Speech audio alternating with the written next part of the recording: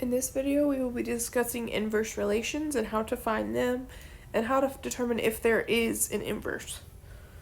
So, inverse relations. The inverse of a relation R is written R to the negative 1 power. To find the inverse of a relation, you are going to switch the x and the y values.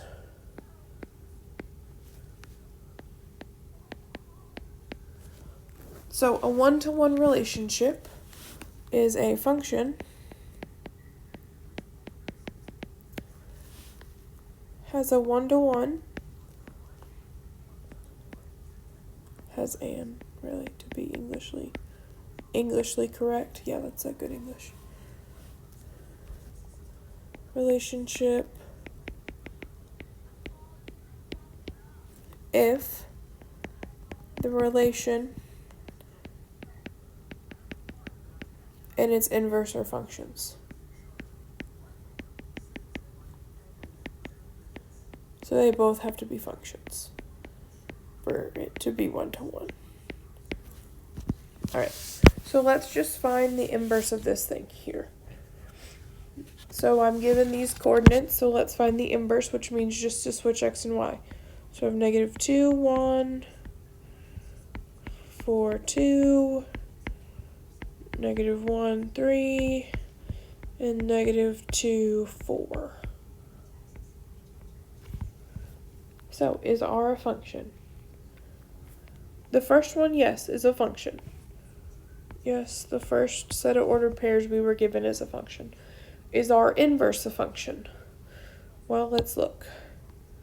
That's repeated, and that negative 2 is repeated. So, no, R inverse is not a function, which means that R is not one-to-one. Let's do another one.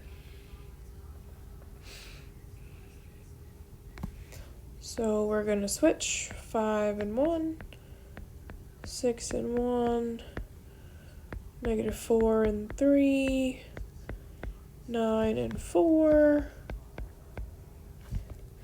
Is R a function? R was not a function to begin with because I had 2 1s. But R inverse is a function. But since not both of them are functions, then it's not one-to-one.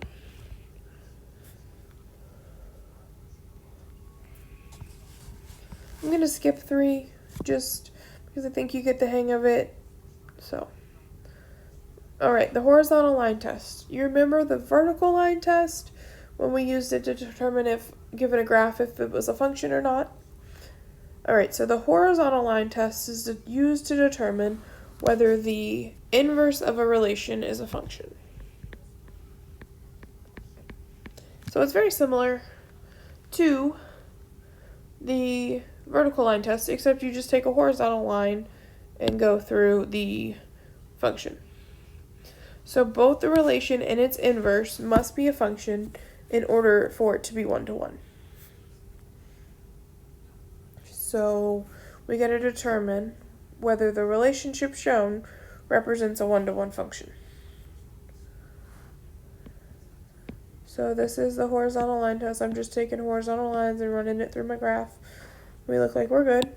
We don't cross more than 1 point. So we're good. It's a function. So it's one-to-one because the horizontal line test shows me whether the inverse of the relation is a function. So let's try the second one. Oh, I cross at multiple points here and here and here. So this one is not one-to-one.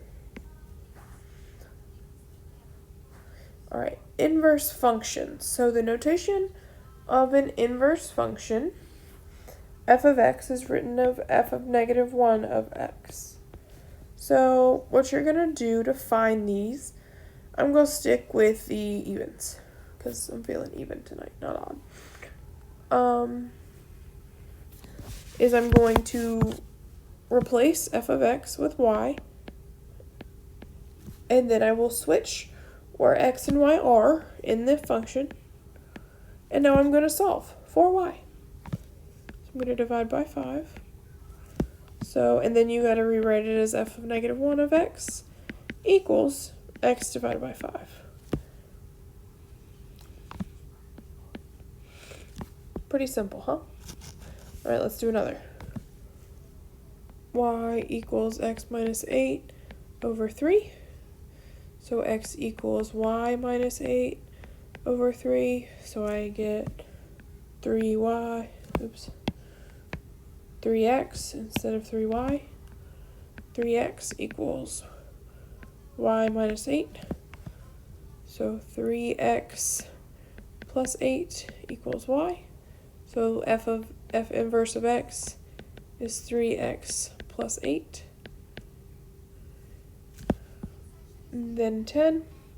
Once again, replace f of x with y. And then switch x and y.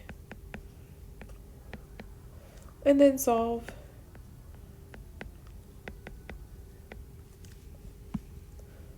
So square root of x plus 9 equals y. So the f inverse of x equals square root of x plus 9.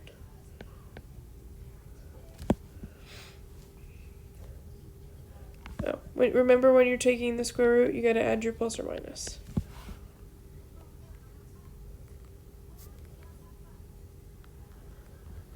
So verifying inverses using compositions. So we've talked about composition of functions. If two functions f and g are inverses, then the following is true. So f composed of g of x equals x, and they both have to be true for this to g of f of x equals x. These both have to be true for it to work. So we will just do one of these, and we'll do 12. So we want to determine f of g of x and hope it equals x, and then same with g of f of x. So remember, you're going to plug in g of x into f. So I have the square root of x minus 8 in parentheses squared plus 8. So the squared undoes the square root, so I have x minus 8 plus 8, so the 8's go away and it equals x. So that side works, so let's see if the other one works. G of f of x. So we are going to plug f into g. So I have the square root of x squared plus 8 minus 8. So the 8's go away, left with the square root of x squared, which does just in fact give me x. So we're good to go, so they are inverses.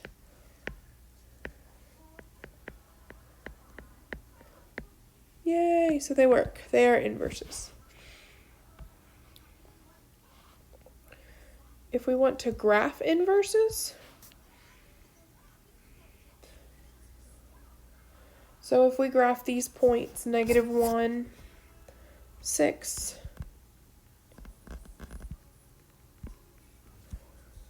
and -7, 2,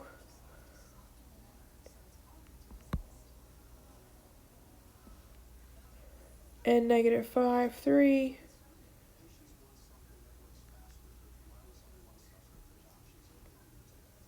oh, 5, -3, helps if I can read.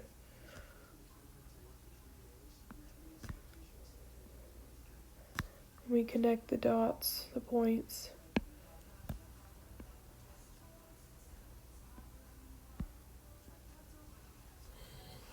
So it makes a nice little triangle. We want to find the inverse of this relation.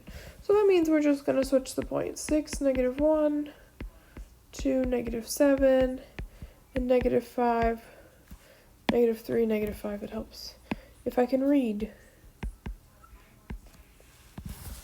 So we already graphed ABC. And then we're going to I'll graph it in blue.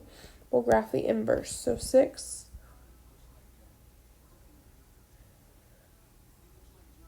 6, -1, 2, -7, and then -3, -5.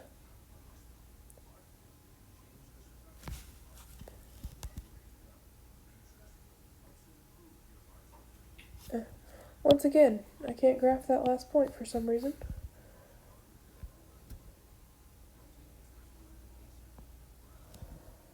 For some reason, I struggle graphing that point.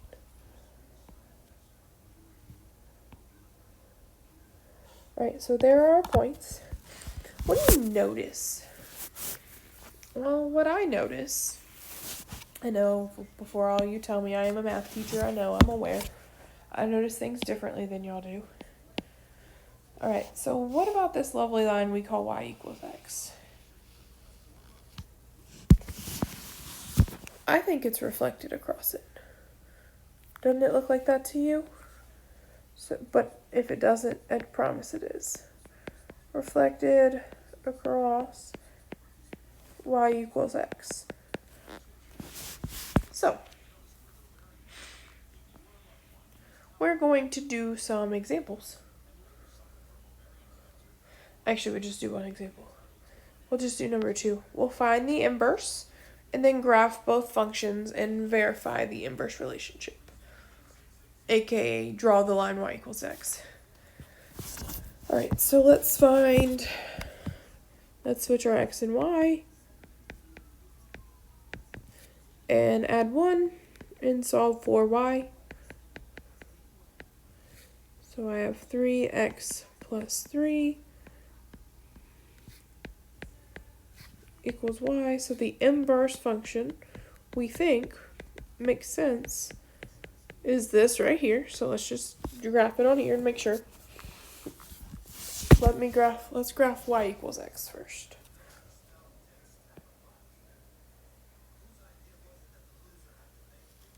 There's y equals x in purple. Our beginning function was 1/3 x equal minus 1. So we're going to start at 1/3, -1, and go up and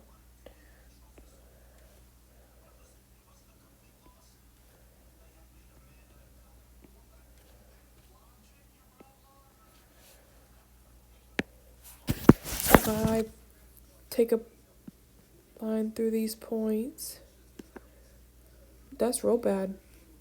Apparently I can't draw lines through points. Oh well.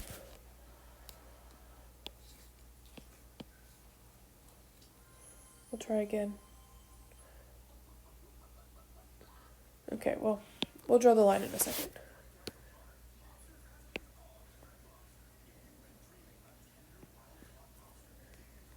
And then let's graph the new one. 3x plus 3.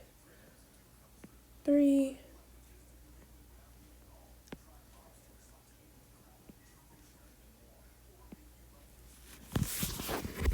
Oops. I just closed it. That's not good. Go back. Sorry, guys. Hey, here we are. It saved it. It just closed it. It's alright. So let's see if we connect these points. Better than the last ones, I hope. Yeah, that's a little better. Now let's try the blue ones. There we go. So they all cross at this one point right here. And they are inverses, in fact. Alright, so that's how you do inverses.